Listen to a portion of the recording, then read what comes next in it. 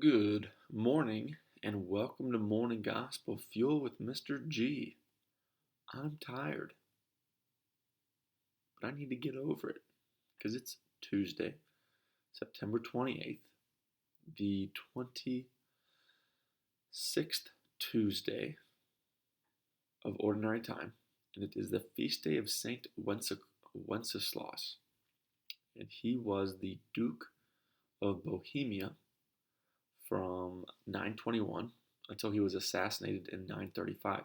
He was assassinated by his younger brother. So we got this Cain and Abel thing going on of power.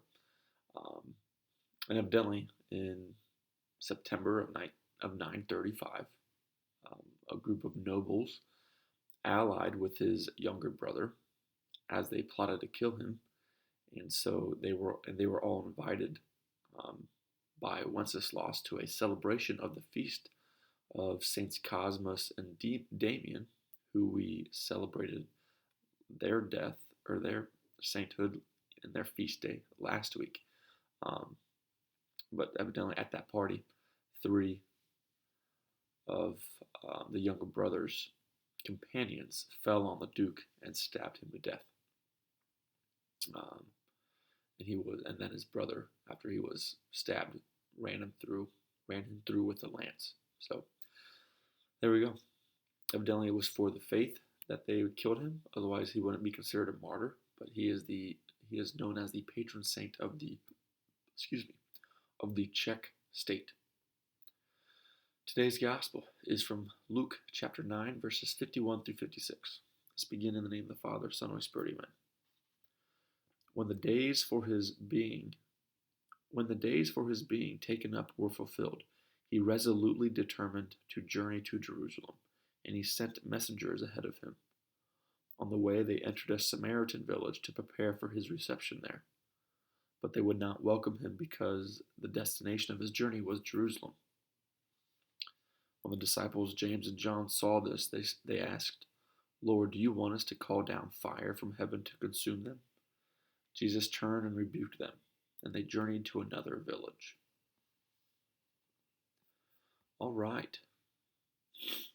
So we've got this scripture where they are departing for Jerusalem, and the Samaritans, they are inhospitable to Jesus and his two disciples, even though Jesus sent others ahead of them to warn them of Jesus coming and what he is and who he is.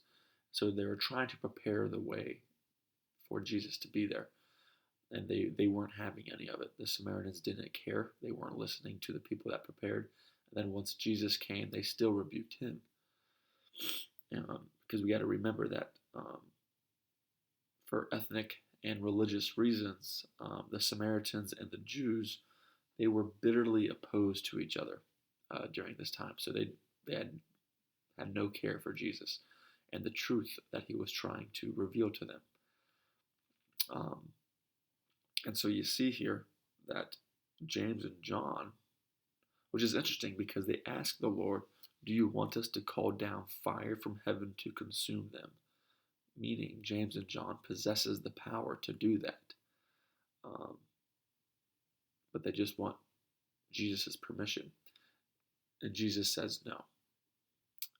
Jesus kind of turns the other cheek, takes the dust off his feet, and he rebukes them and journeys to another village. So that is something that I think I need to work on, as well as with probably others, as regards to how do you react when people say no. Not just specifically to you, but maybe whenever they say no or reject the faith.